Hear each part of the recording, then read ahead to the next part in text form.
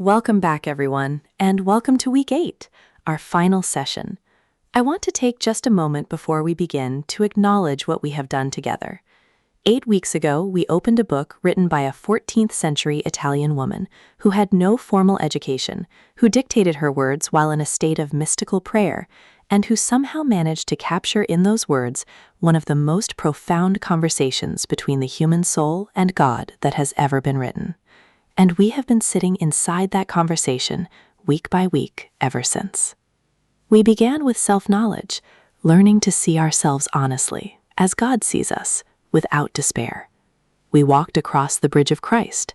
We studied discretion, tears, prayer, obedience. And now we arrive at the end, which is really the beginning, because everything Catherine has taught us was pointing here, to this moment, when we stop being students of the fire and start becoming the fire itself.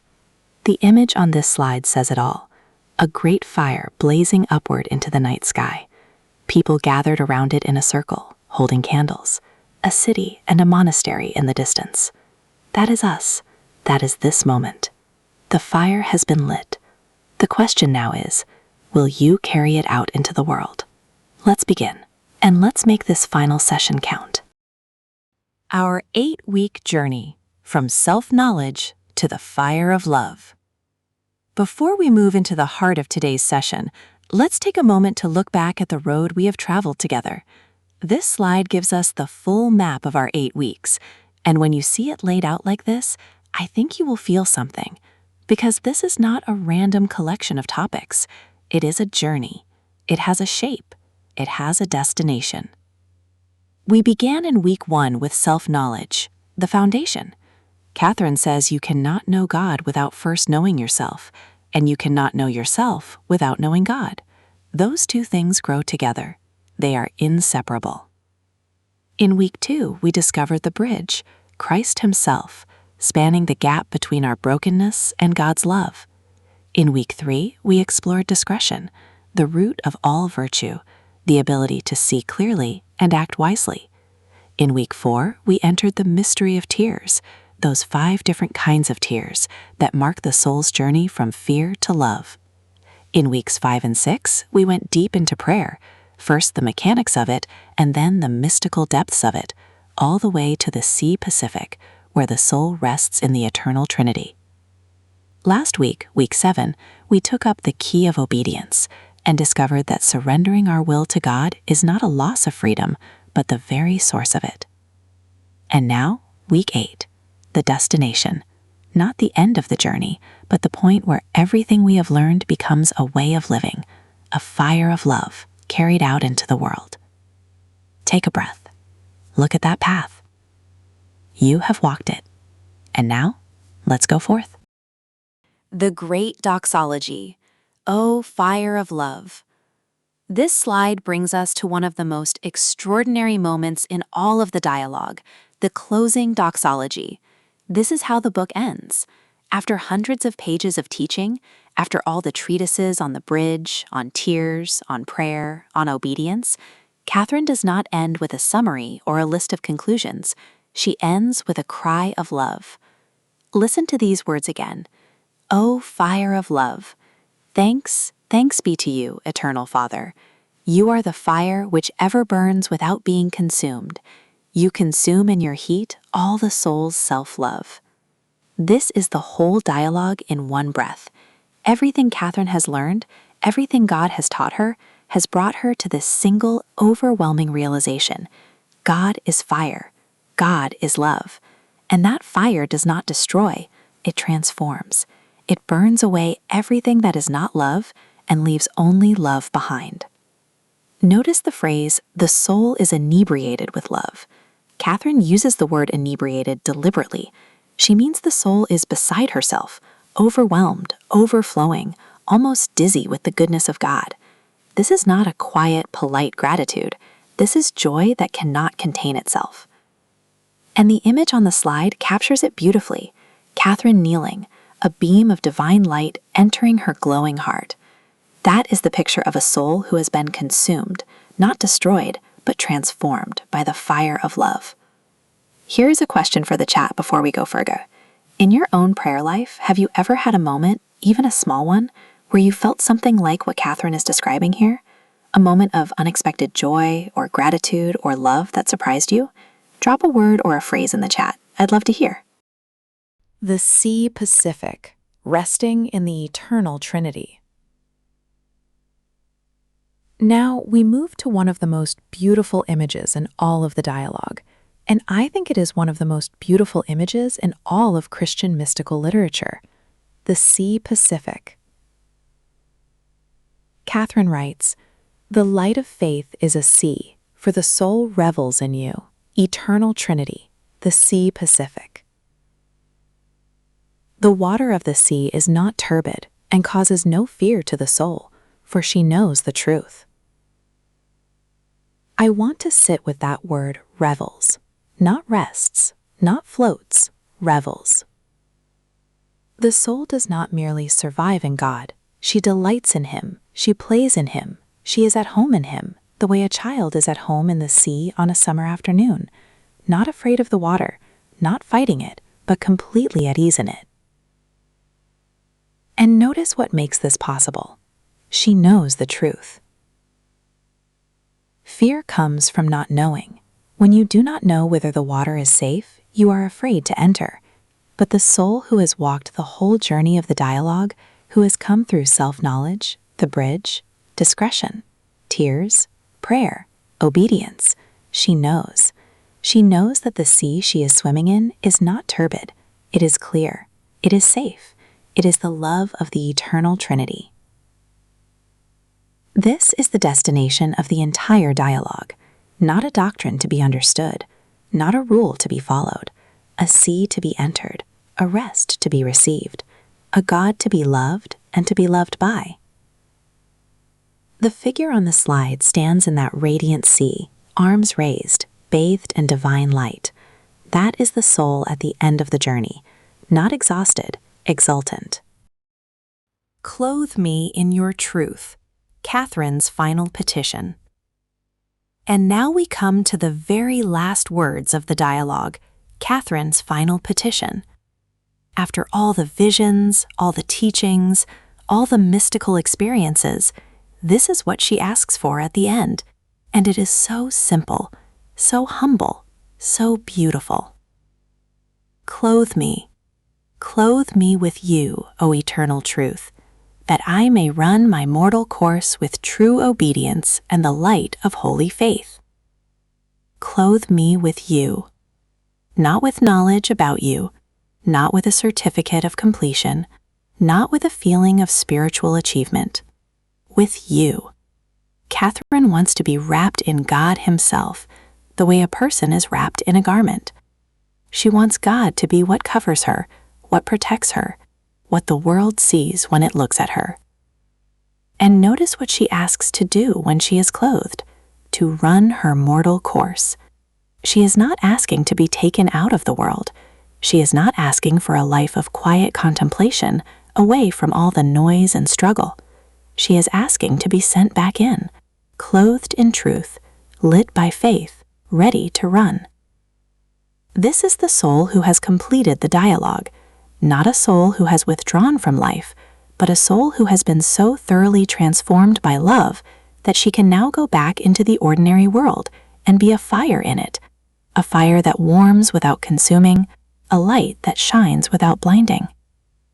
The image on the slide, a figure clothed in golden light, hands open, face upturned, is the image of a soul ready to be sent. And that, friends, is where we are today. We are that soul. We have been clothed, now we run. Go forth as burning lamps. Catherine's commission to her disciples. Welcome back, everyone. I hope those conversations were rich, and I suspect they were. Now I want to share with you one of the most beautiful passages in all of the dialogue, a passage that feels like it was written for this exact moment. God says to Catherine, speaking of those who have truly received His love, they have lived like burning lamps, shining with the pearl of justice in the Holy Church. Burning lamps, not candles that flicker and go out, not decorative lights that look nice but give no warmth. burning lamps, steady, purposeful, bright enough to light the way for others. And notice what they are shining with, the pearl of justice. In Catherine's language, justice means giving to each person what they are owed, and what every person is owed above all is love. The burning lamp shines with love. That is its fuel, that is its light. Now look at the 3 bullet points on this slide. These are not abstract ideals. They are very specific, very practical invitations. In your family, be the first to love without counting the cost, not the one who keeps score, not the one who waits for an apology before offering forgiveness, the first, the one who goes first, every time. In your workplace, be the one who brings light into darkness, the one who speaks with integrity when it would be easier to stay silent, the one who treats every colleague as a person made in the image of God. In your community, be a fire that warms without consuming, not a fire that burns people down with criticism or judgment, a fire that draws people in, that makes them feel seen, welcomed, and loved. This is Catherine's commission to her disciples, and today it is her commission to us. Your final challenge: write your own dialogue. Here is your final challenge, and I think it is the most beautiful one we have given you in the whole course, because it is not a challenge to do something, it is a challenge to receive something. The challenge is this: write your own dialogue. This is, after all, what Catherine did. She did not just read about God, she talked to him. She asked him her deepest questions about suffering, about the soul, about the church, about love, and she listened for his answers. And then she wrote them down. That is the dialogue. That is the whole book, a conversation. And now it is your turn. Step 1. Find a quiet place. Open your journal. Write a question that is truly on your heart, something you have been carrying, wondering, or longing to ask God. Not a theological question, a personal one. Something real, something that matters to you. Step 2. Set down your pen. Sit in silence for a few minutes. Listen with the ear of your heart. You do not need to hear an audible voice. You just need to be still enough to notice what rises up in the quiet. Step 3. Write the loving answer you hear in your soul. Do not judge it. Do not analyze it. Do not worry about whether it is really from God. Simply receive it. Write it down. This is your ongoing conversation. And then, keep going. Not just this week, every day if you can. Because as the slide says, this is what Catherine did. This is what the dialogue is. Now it is yours.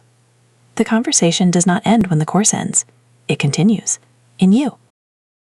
Final discussion time. What have you received? All right, friends, this is our final discussion time, and these are the 3 most important questions of the entire course. I want to give you a full 10 minutes with these. There are no wrong answers. There are no small answers. Whatever is true for you is exactly the right answer. The first question is the simplest and the deepest.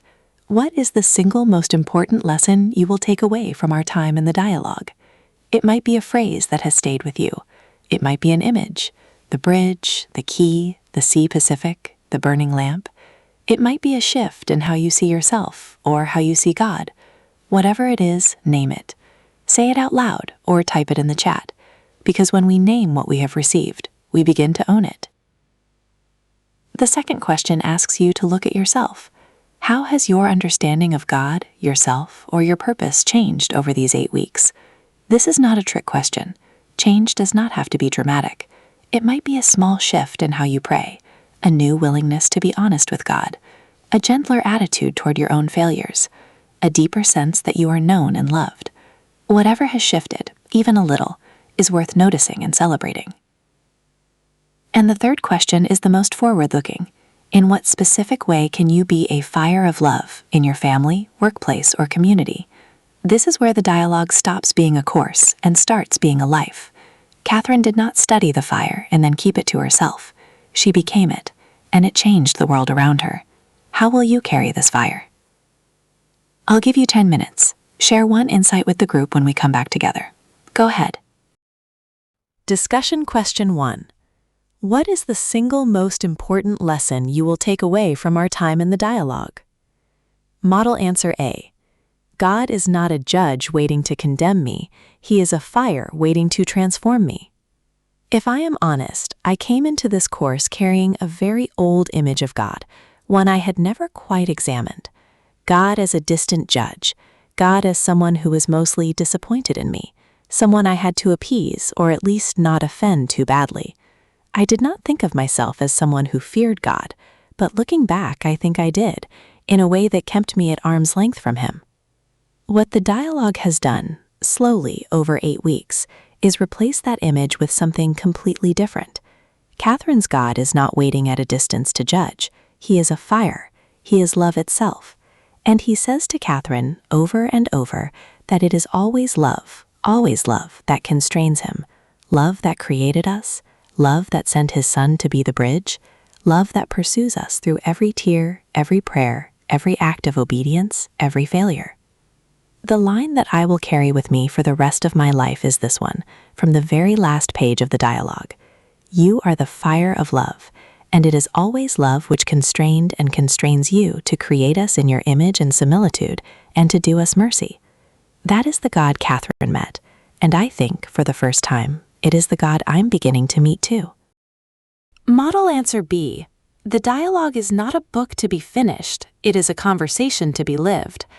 I think the most important thing I am taking away is something about the nature of prayer itself and about what this book actually is.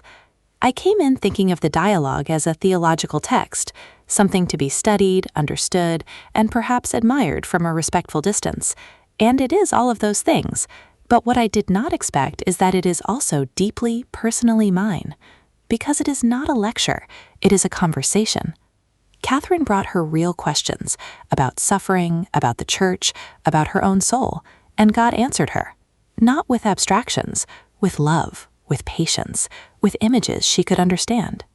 The challenge on slide 8 to write my own dialogue was the moment this became real for me, because Catherine did not receive a special dispensation to talk to God. She simply did it. She sat down, she asked, and she listened, and the dialogue is what she heard.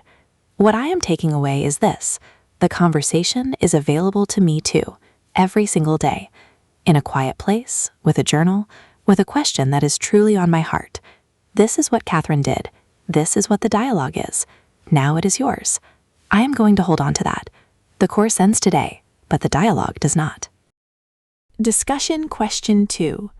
How has your understanding of God, yourself, or your purpose changed over these 8 weeks? Model answer A. I have stopped trying to earn God's love and started trying to receive it.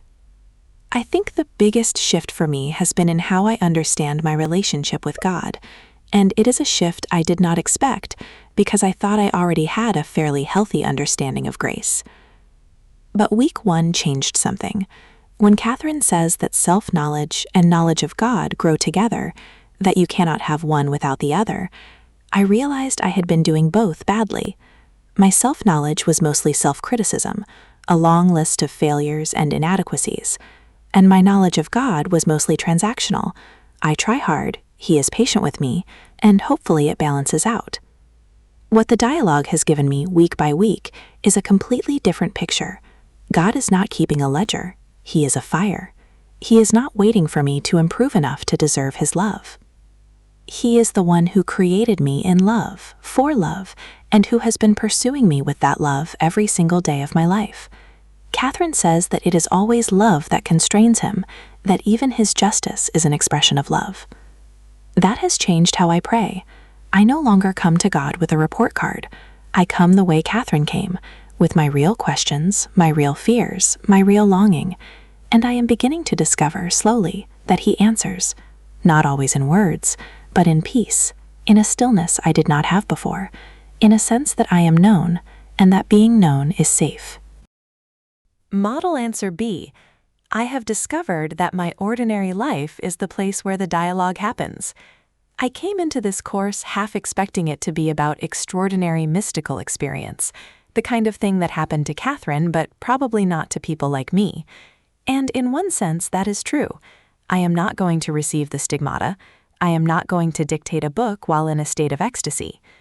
But what I have discovered over these 8 weeks is that the interior journey Catherine describes, from self-knowledge across the bridge, through tears and prayer and obedience, all the way to the fire of love, is not reserved for mystics. It is the map of every Christian soul. It is my map. The moment that crystallized this for me was week 7, when Catherine says that the obedient soul speaks words of peace all her life. Not in a monastery, not in a chapel, all her life. In the kitchen, in the office, in the car, in the difficult conversation with a family member. The whole of ordinary life is the arena where the dialogue is lived. My sense of purpose has genuinely shifted because of this. I used to think of my spiritual life and my daily life as 2 separate things. Sunday belonged to God, and the rest of the week belonged to everything else. What I am taking away from this course is that there is no such division. Every act of love is a continuation of the dialogue. Every moment of patience, every choice to forgive, every small surrender of self-will, that is the fire being carried into the world. That is what it means to be a burning lamp, and that is something I can actually do. Discussion question 3. In what specific way can you be a fire of love in your family, workplace, or community? Model answer A. In my family, being the first to love without counting the cost. When I look at slide 7, in your family, be the first to love without counting the cost, I feel both challenged and hopeful, because family is where I am most myself, which means it is also where I am most selfish. I have a habit in my marriage, and I suspect I am not alone in this, of keeping a kind of invisible score, not maliciously, but when I feel overlooked or unappreciated, something in me quietly withdraws. I wait to see if the other person will make the first move. I love, but conditionally. I give, but with a mental note. What Catherine has shown me, especially through the treatise on obedience and the image of Christ who hastened as one enamored toward the cross, is that love that counts the cost is not yet the love God is calling us to. Christ did not wait for the world to deserve his sacrifice. He went first. He always goes first. My specific commitment coming out of this course is this: I am going to practice going first. When there is tension at home, I will be the one who breaks it. Not because I am right, but because I love. When I feel taken for granted, I will offer kindness anyway, not as a performance, but as a small act of obedience to the God who loved me first, without counting the cost. That is my fire. It is a small one, but Catherine says even a small candle, carried faithfully, shines with the pearl of justice in the Holy Church. Model answer B. In my workplace, being the one who brings light into darkness. The line on slide 7 that stopped me was this one. In your workplace, be the one who brings light into darkness. Because I work in an environment that can be genuinely dark, not in a dramatic way, but in the quiet, grinding way that a lot of workplaces are. There is cynicism, there is gossip, there is a culture of complaint that is so normalized that most of us participate in it without even noticing. I have always told myself that I am just being realistic, that I am not the problem, I am just going along with the culture. But the dialogue has made me uncomfortable with that excuse. Catherine did not go along with the culture of her time. She wrote letters to popes, she walked into plague hospitals, she spoke truth to people who did not want to hear it, not with harshness, but with a love so obvious that they could not dismiss it. I am not Catherine, but I can do small things. I can refuse to join in when the conversation turns to tearing someone down. I can say one genuinely kind thing about a colleague who is being criticized. I can bring patience to a meeting that is spiraling into frustration.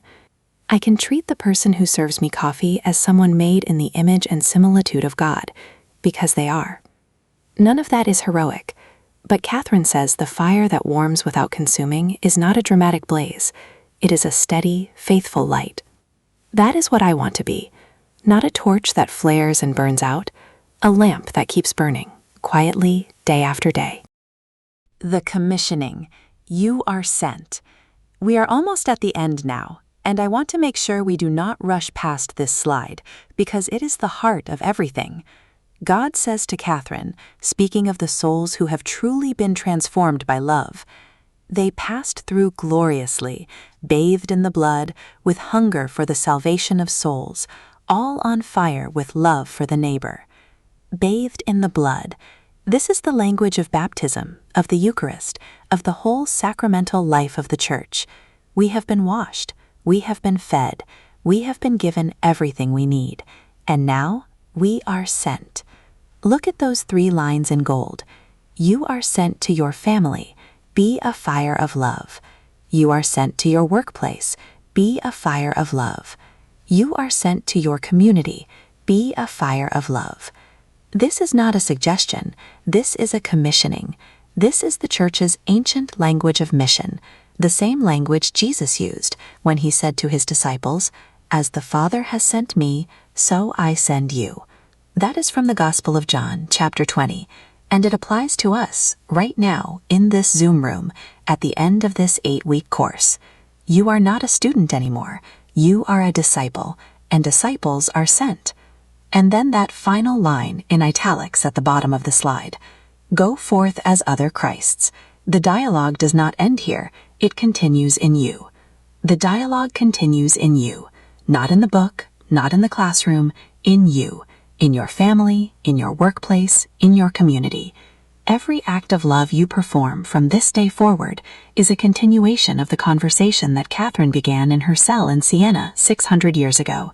That is an extraordinary thing to be part of, and you are part of it. Go forth, be a fire of love. And here we are, the final slide of the final session of our 8-week journey through the dialogue of St. Catherine of Siena. I want to read you the words on this slide one more time, slowly, because these are not just words on a screen. These are Catherine's own words, her final prayer, her final cry of love to the God who had consumed her whole life. You are the fire of love, and it is always love which constrained and constrains you to create us in your image and similitude and to do us mercy. You are the fire of love. That is who God is, according to Catherine. Not a distant judge, not a set of rules, not an abstract principle, a fire that is love, a fire that created us out of love, in love, for love, a fire that constrains itself, that holds itself back, out of mercy for us. And then the line in gold, you are sent. The dialogue continues, in you. And finally, the blessing. I would like to read this as a commissioning prayer, a blessing for all of you as you go forth from this course. May you go forth inebriated with love, clothed in truth, and burning as a lamp for the world. May you carry the fire of Catherine's dialogue into every room you enter. May you be the first to love, the first to forgive, the first to speak truth with gentleness. May the sea Pacific be your resting place in prayer, and the bridge of Christ your road through every difficulty. May you know yourself as God knows you, beloved, redeemed, made in his image and similitude, and may that knowledge make you free. You are a doctor of the Church's student. You are a child of the fire of love. You are sent. Go forth, be a fire of love. God bless you all, and thank you for every single week of this journey. It has been a privilege and a joy.